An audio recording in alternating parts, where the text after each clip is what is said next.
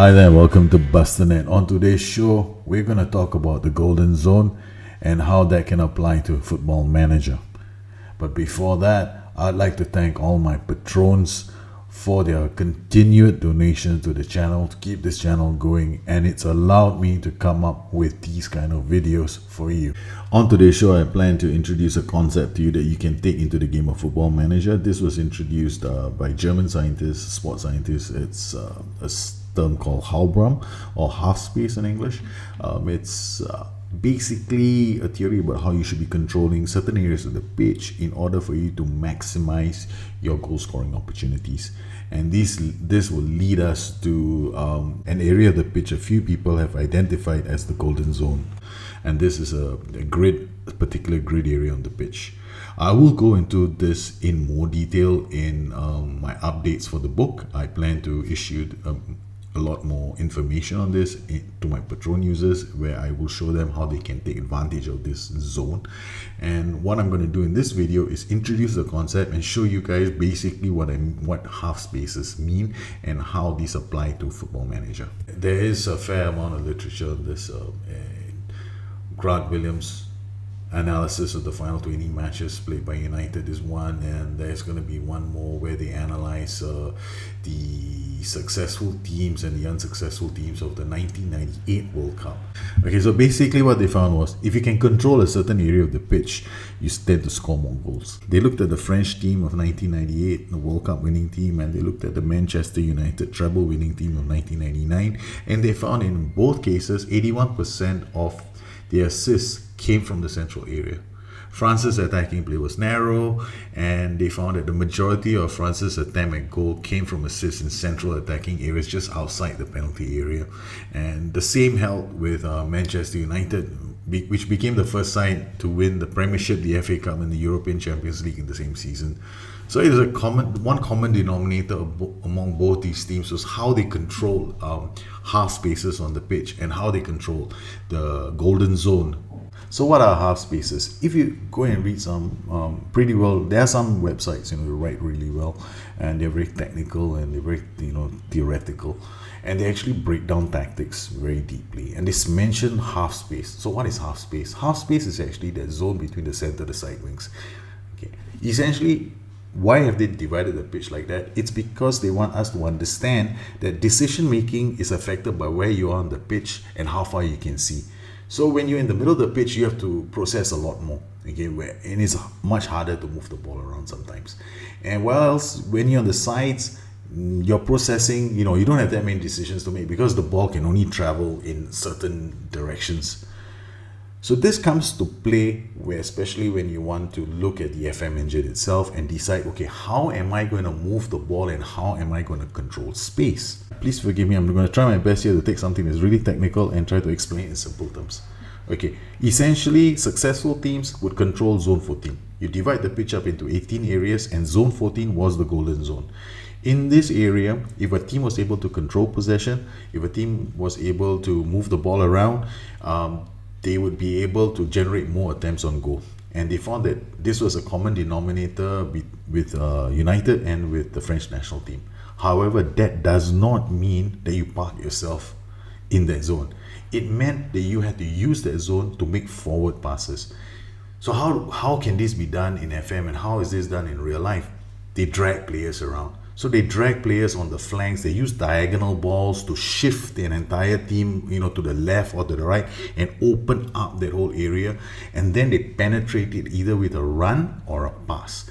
And that's what we need to do in FM. And to do that, you need to have technically very good players playing in the hole. Okay, sometimes the zone is actually called the hole.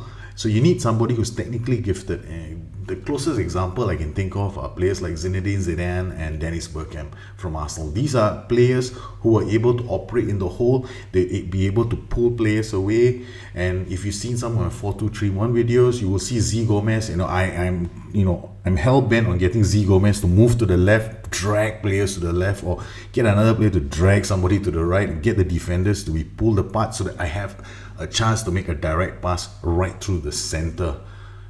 Attack them right in the heart. of their defense. One of the teams that I like watching doing this in real life is actually Liverpool at the moment.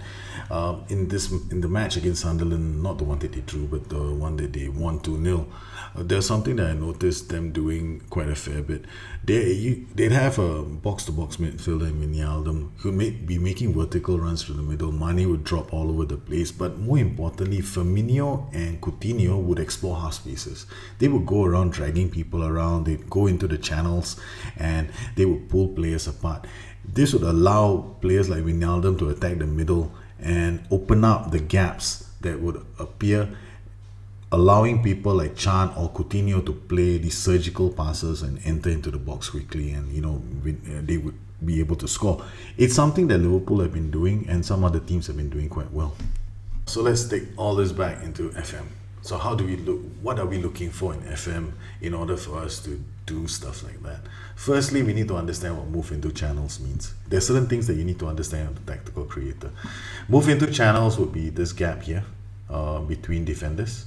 All right, as well as the tiers. Basically, like here, I've got a 4-2-3-1. So we've got 1 bank, 2 bank, 3 banks, 4 banks. So basically, there are 4 banks of players. A 4-4-2 has 3 banks of players.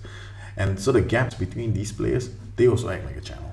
So you want players to control the channels and move between the channels. And you need players with good off the ball, good decision making, good acceleration, good first touch, good balance. So you need really good players to play those kind of positions and explore half spaces. I also have my 4-2-3-1 is reasonably successful. Why? Because I actually set it up to explore half spaces. And I've got an attacking playmaker here who's on attack duty, sometimes he's on support duty, so that he can run in those half spaces and pull players away. When he pulls players away, they have to go and defend because they've got a joker with a ball. So somebody has to go out for him, right? So the better he is at holding up the ball and the better he is with his dribbling and composure, strength, determination, then this guy can actually go and drag people around. And when he drags people around, it opens up spaces for my 2 players here. And Vitor Bueno has been scoring bagloads of goals lately. I mean, he's starting to score quite a few. He's already had 4 assists and 5 goals. So you'll be able to see stuff like that. Your central players creating assists, your strikers up front should be able to score goals. And up front, I've only played 11 games, 12 games this season, and Z Gomez has already scored 16 goals. So you need to be able to explore these spaces. So you have to have players. In my book, I talk about pivots. Okay, there are pivots that you need, and I also talk about creators, and there are creators that you need. So your roles have to be a good balance between the two. You need to find players who can hold and dictate play around them, and you need players who are creators who can surgically put passes into the area or make runs into the area. So you need a good balance of players that can do that, and you have to be thinking to yourself, all right, which of my players is going to pull the players apart? Do you want them to pull the players apart, or do you want them to run down the flanks? This brings us to another point. How do you create how do you take advantage of these half spaces?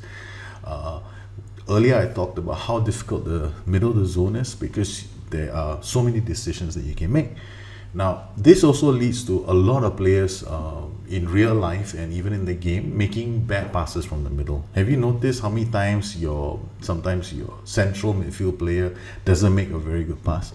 It's because the options are a lot for him. So he's got a lot of options to make, and sometimes he'll make the wrong pass. So what you can do to help your team out once in a while is to think about certain positions that might be playing shots into space, like what I've done. I pass into space because I have players attacking on attack duty, attacking spaces. So these are some of the things that you can be doing in your tactic as well. Furthermore, you may want to think about certain PPMs. There are certain PPMs that encourage movement, and you want to go to your coach to train some of your players in certain PPMs. One of the PPMs I like is dictate tempo, 1-2 passing. They're all in my book, so you just go check out the book and read up on the descriptions I gave some of these PPMs that I love to use, like my AM. Some of my AMs, I love dictate tempo on my AM. I love the diagonal pass. I love switch ball to other flank.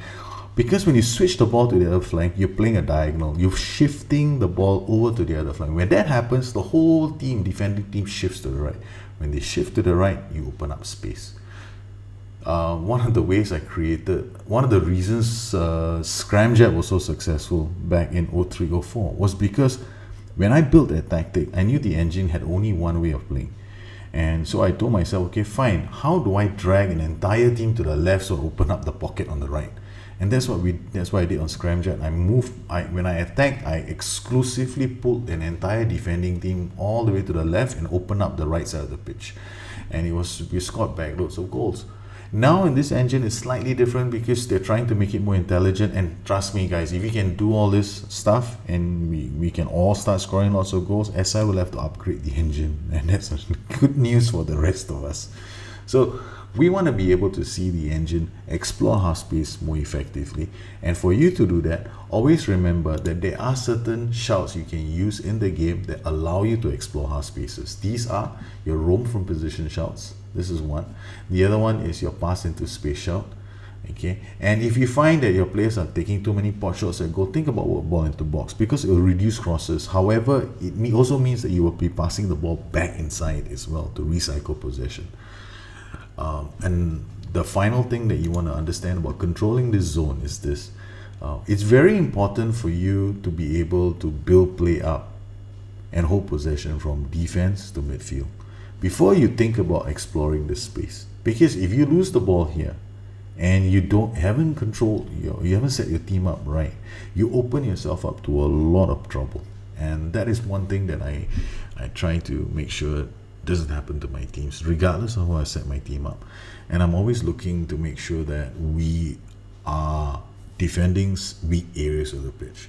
Can you do a half space with can you control half space with a 4-4-1-1? Of course you can. It's going to depend on your duties. Does it mean that you need to have a overloaded system to explore half spaces or to control the golden zone? Nope. You can set up a 4-4-2 and you can still control the golden zone. You can set up a 4-4-1-1 and you can still control the golden zone. You can play strikerless and still control the golden zone.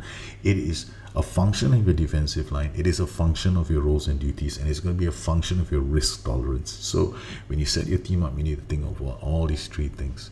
I will be going into more detail on this in my book in an upcoming chapter where I deal with half spaces and how you can take advantage of them in the game.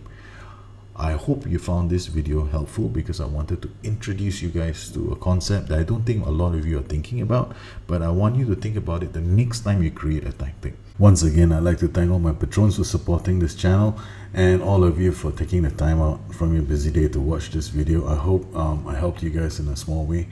And if you have any questions, you can find me at Bustthenet or look me up at addictedtofm.com or drop me a post at www.patron.com/Bustthenet. You guys take care. Have a good one. Bye-bye.